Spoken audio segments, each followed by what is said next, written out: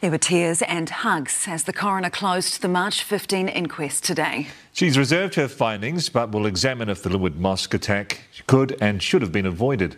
Juliet Speedy reports. The Al-Noor Imam, a survivor of March 15, ending a long and difficult 7-week inquest in which many of the survivors and families have watched every single day. We acknowledge the survivors and your pain and daily struggles to deal with your trauma. We acknowledge your pain and the memories that continue to plague your lives.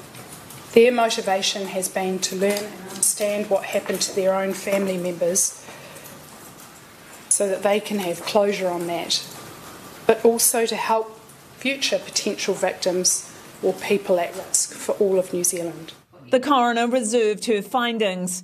No one, including this court, seeks to undermine these positive and courageous aspects of the response. But she indicated she has much to examine in this, the first comprehensive review of police in St John, after that incomprehensible day. We have heard for the first time evidence that police had been advised that Linwood was a target around 8 minutes prior to the attack there. I will need to determine whether this presented an opportunity to disrupt the attack that police could and should have acted on. Police acknowledging some things could have been done better.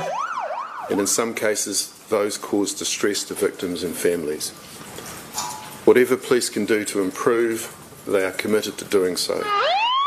St John also acknowledging it can change. St John affirms its commitment to continuing to learn from this tragedy and continuing to improve its care of those in need. From week one, this inquest has viewed the events of that dreadful day frame by frame. Can you call him a terrorist, please? There have been many tough questions. Why the vehicle did stop for 6 minutes. So you obviously didn't hear that one? They want to know, would have you been so cautious about there being a possible sleeper if you had been talking to a group of white people?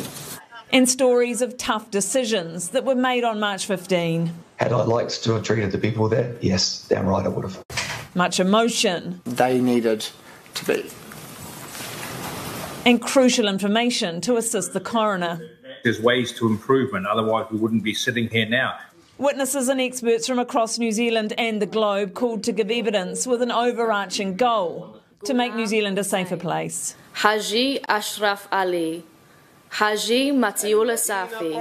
Thousands of New Zealanders had their lives impacted by the atrocities of that day. None more than the 51 brutally murdered. Juliet joins us now. Kia ora, Juliet. Was the response on the day deemed a success or failure? Well, Mike, what's become clear throughout this inquest is the first responders on the ground at both mosques on the day acted courageously and bravely and for the most part did an outstanding job. And they were complimented by some of the biggest terrorism experts in the world.